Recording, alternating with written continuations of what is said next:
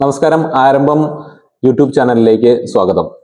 എന്തുകൊണ്ടാണ് ആരംഭം എന്ന യൂട്യൂബ് ചാനൽ എന്ന് വെച്ച് കഴിഞ്ഞാൽ ബിസിനസ് സംബന്ധമായിട്ട് ഒരു സംരംഭം നടത്തിക്കൊണ്ട് പോകുന്ന ആളുകൾക്ക് സംരംഭം നടത്തിക്കൊണ്ട് പോകാനായിട്ട് ആവശ്യമായിട്ടുള്ള നിർദ്ദേശങ്ങളും സഹായങ്ങളും കൊടുക്കുക എന്നുള്ളതാണ് ആരംഭം ട്രെയിനിങ് പ്രോഗ്രാം കൊണ്ട് ഞങ്ങൾ ഉദ്ദേശിക്കുന്നത്. അപ്പോൾ അതിന്റെ ഭാഗമായി പല സംശയങ്ങൾക്കും ട്രെയിനിങ് പ്രോഗ്രാമുകളിൽ പലർക്കും പങ്കെടുക്കാൻ സാധിക്കാതെ വരുന്നുണ്ട്. അപ്പോൾ അവർക്ക് സംശയങ്ങൾ തീർക്കാനായിട്ട് ഞങ്ങളുടെ ഒരു യൂട്യൂബ് ചാനൽ തുടങ്ങുന്നുണ്ട്. അതിൽ നിങ്ങൾക്ക് ബിസിനസ്സുകാർക്ക് സംരംഭകർക്ക് വേണ്ടിയിട്ടുള്ള എല്ലാ കാര്യങ്ങളും ഓരോ വീഡിയോ ആയിട്ട് നിങ്ങൾക്ക് ലഭിക്കുന്നതാണ്. അതിനായിട്ട് നിങ്ങൾ ആ ലേറ്റസ്റ്റ് ആയിട്ടുള്ള വിവരങ്ങൾ അറിയാനായിട്ട് നിങ്ങൾ ഈ ആരംഭം എന്ന് പറയുന്ന യൂട്യൂബ് ചാനൽ സബ്സ്ക്രൈബ് ചെയ്ത് വെക്കുക. അപ്പോൾ നിങ്ങൾക്ക് ലേറ്റസ്റ്റ് ആയിട്ടുള്ള ന്യൂസുകൾ നിങ്ങൾക്ക് ലഭിക്കുന്നതായിരിക്കും. ഇന്ന് നമ്മൾ ആരംഭം എന്നുള്ള ചാനലിലൂടെ ഇന്ന് നമ്മൾ ഉദ്ദേശിക്കുന്നത് USP എന്താണ് USP എന്നുള്ളതാണ്. ഇപ്പോൾ ഒരു പാക്കിംഗ് ചെയ്യുന്ന സ്ഥാപനം അല്ലെങ്കിൽ ഒരു ഉൽപ്പന്നം നിർമ്മിക്കുന്ന സ്ഥാപനത്തിന് ഏറ്റവും കൂടുതൽ അത്യാവശ്യമായിട്ട് വേണ്ട ഒരു കാര്യമാണ് ലീഗൽ മെട്രോളജിയുടെ ലൈസൻസ് എന്ന് പറയുന്നത്. ലൈസൻസ് എടുത്താൽ മാത്രം പോരാ, 2024 ജനുവരി മുതൽ നിർബന്ധമാക്കിയിട്ടുണ്ട് USP എന്നുള്ളത്. MRP എന്നത് നമ്മൾ സാധാരണ രേഖപ്പെടുത്താറുണ്ട്. പക്ഷേ USP എന്നുള്ളത് പലരും നമ്മുടെ പാക്കറ്റുകളിൽ രേഖപ്പെടുത്താൻ വിട്ടുപോകുന്നതിന്റെ ഫലമായിട്ട് ധാരാളം പെനാൽറ്റികൾ സംരംഭകർക്ക് ലഭിക്കുന്നുണ്ട്. എന്താണ് USP? യൂണിറ്റ് സെല്ലിംഗ് പ്രൈസ് എന്നുള്ള കാര്യം നമ്മൾ പലപ്പോഴും നമ്മളുടെ MRPയിൽ ചേർക്കാൻ വിട്ടുപോകുന്നുണ്ട്. അത് ചെറിയ സംരംഭങ്ങളായാലും വലിയ സംരംഭങ്ങളായാലും പാക്ക് ചെയ്ത് കൊടുക്കുന്ന സ്ഥാപനങ്ങളായാലും USP 25 കിലോ അല്ലെങ്കിൽ 25 ലിറ്റർ വരെയുള്ള എല്ലാ പാക്കിംഗ് പ്രോഡക്റ്റുകളിലും USP നിർബന്ധമായും രേഖപ്പെടുത്തിയിരിക്കണം. ഇല്ലെങ്കിൽ 5,000 മുതലാണ് പിഴ ഈടാക്കുന്നത്. അത് നിർബന്ധമായി അടയ്ക്കേണ്ട പിഴയാണ്. അപ്പോൾ നമ്മൾക്ക് എങ്ങനെ അതിൽ നിന്ന് ഒഴിവാകാം എന്നുള്ളതാണ് ഇന്ന് നമ്മൾ ചർച്ച ചെയ്യുന്നത്. USP എന്നുള്ളത് ഏറ്റവും നിർബന്ധമായിട്ട് നമ്മൾ ചെയ്യേണ്ട കാര്യമാണ്. നമ്മളുടെ പാക്കിങ്ങിൽ ഇപ്പോൾ 100 ഗ്രാം വരുന്ന ഒരു പ്രോഡക്റ്റ് ആണെങ്കിൽ അതിൽ പെർ ഗ്രാമിന് ഇത്ര രൂപ എന്നുള്ളത് ഓരോ പ്രോഡക്റ്റിന്റെയും MRPയുടെ താഴെ കൃത്യമായി രേഖപ്പെടുത്തിയിരിക്കണം. അല്ലെങ്കിൽ 100 മില്ലി വരുന്നതാണെങ്കിൽ പെർ മില്ലി എത്രയാണ് വരുന്നത് എന്നുള്ളത് കൊടുത്തിരിക്കണം. ഇപ്പൊ 25 കിലോ വരെയാണ് പറഞ്ഞിരിക്കുന്നത്. ഇപ്പൊ 25 കിലോയുടെ പാക്ക് ചെയ്യുന്ന ഒരു പ്രോഡക്റ്റ് ആണെങ്കിൽ പെർ കിലോ എത്ര രൂപ എന്നുള്ളത് MRPയുടെ അടിയിൽ നിർബന്ധമായും ചേർത്തിരിക്കണം. അതിനെയാണ് USP എന്ന് പറയുന്നത്. അതിപ്പോൾ ഉപഭോക്താവിന്റെ ഒരു അവകാശമായിട്ട് വളരെ നിർബന്ധമായിട്ട് കർശനമായി പാലിപ്പിക്കേണ്ട നിയമമായിട്ട് മാറ്റിയിട്ടുണ്ട്. 2022 വന്ന അമെന്റ്മെന്റ് ആണ്.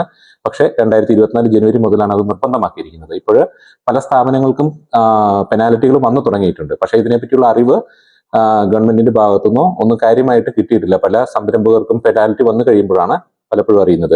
ഇതിന്റെ പെനാൽറ്റി എന്ന് പറയുന്നത് ഉൽപ്പന്നം നിർമ്മിക്കുന്ന പാക്ക് ചെയ്യുന്ന സ്ഥാപനത്തിന് മാത്രമല്ല, അത് വിൽക്കുന്ന റീറ്റെയിലർക്കും ബാധകമാണ്. അത് വിറ്റില്ലെങ്കിൽ ഈ 2 പേർക്കും പെനാൽറ്റി വരും.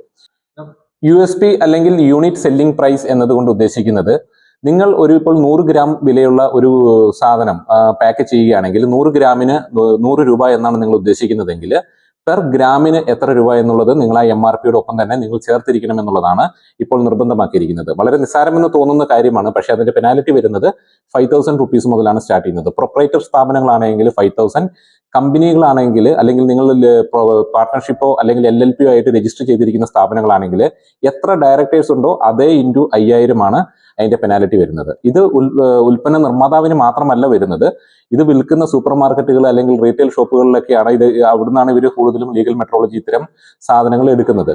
അപ്പോൾ എടുക്കുന്നുണ്ടെങ്കിൽ ആ കടക്കാരനും ഇതേ റേറ്റിൽ തന്നെ പെനാൽറ്റിക്ക് സാധ്യതയുണ്ട്.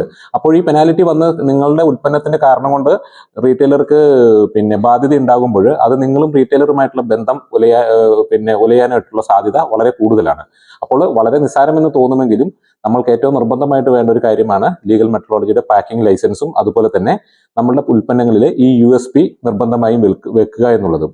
അപ്പോൾ ഒരു ലിറ്ററിനാണ് നിങ്ങൾ കൊടുക്കുന്നതെങ്കിൽ പെർ ലിറ്ററിൽ ആണെങ്കിൽ എത്ര ആണ് നിങ്ങൾ ഒരു MLന് ചാർജ് ആക്കുന്നത് എന്നുള്ളത് കൃത്യമായും രേഖപ്പെടുത്തിയിരിക്കണം. ഇനി അത് 10 എണ്ണം ഉള്ള ഒരു പാക്കറ്റാണ് നിങ്ങൾ കൊടുക്കുന്നതെങ്കിൽ പെർ പീസിന് എത്ര എന്നുള്ളത് വ്യക്തമായിട്ടും അതിൽ കൊടുത്തിരിക്കണം. അപ്പം 5 കിലോ മുതൽ 25 കിലോ വരെയുള്ള എല്ലാ പാക്കറ്റുകളിലും ഇത് നിർബന്ധമാണ്.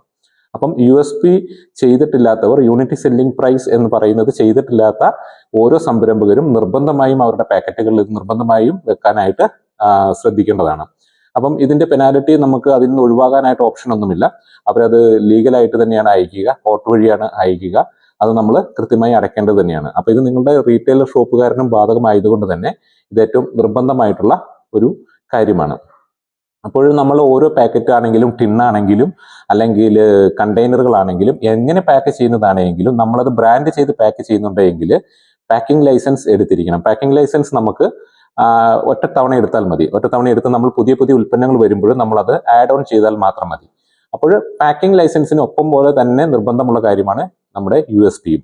അപ്പം USPയെ പറ്റി കൂടുതൽ അത് ശ്രദ്ധിക്കണം, ഓരോ പാക്കിങ്ങിലും ശ്രദ്ധിക്കണം. കൂടുതൽ ഡൗട്ടുകൾ ഉണ്ടെങ്കിൽ നമ്മളുടെ യൂട്യൂബ് ചാനലിൽ ഇനിയും വരുന്ന പുതിയ പുതിയ അപ്ഡേറ്റ് വീഡിയോകളിൽ ഒരു സംരംഭകൻ അല്ലെങ്കിൽ ഒരു സ്ഥാപനം നടത്തുന്ന ആള് എന്തൊക്കെയാണ് ശ്രദ്ധിക്കേണ്ടതെന്നുള്ള കൂടുതൽ കാര്യങ്ങളായിരിക്കും ഞങ്ങൾ ഇനി മുന്നോട്ടുള്ള ദിവസങ്ങളിൽ ഓരോ വീഡിയോകളായിട്ട് വരുന്നുണ്ട്. അപ്പോൾ നിങ്ങൾ എന്തായാലും ഈ ചാനൽ സബ്സ്ക്രൈബ് ചെയ്ത് വെക്കാനായിട്ട് മറന്നു പോകാതിരിക്കുക. ഓരോ സംരംഭകനും നമ്മൾക്ക് അനധികൃതമായി വരുന്ന അല്ലെങ്കിൽ നമ്മളുടെ ശ്രദ്ധക്കുറവ് കൊണ്ട് വരുന്ന ഇത്തരം അമിത ചിലവുകളെ നമുക്ക് എങ്ങനെ നിയന്ത്രിക്കാൻ പറ്റുമെന്നുള്ളത് ഇത്തരം കാര്യങ്ങൾ അറിവ് വെച്ചുകൊണ്ട് നമുക്ക് ചെയ്യാനായിട്ട് സാധിക്കും. അപ്പം അറിവുകൾ കിട്ടുന്ന ഇത്തരം പേജുകൾ ഫോളോ ചെയ്യുന്നതിനായിട്ട് ശ്രദ്ധിക്കുക. അടുത്ത വീഡിയോയുമായിട്ട് ഉടൻ ഞങ്ങൾ വരുന്നതായിരിക്കും. താങ്ക്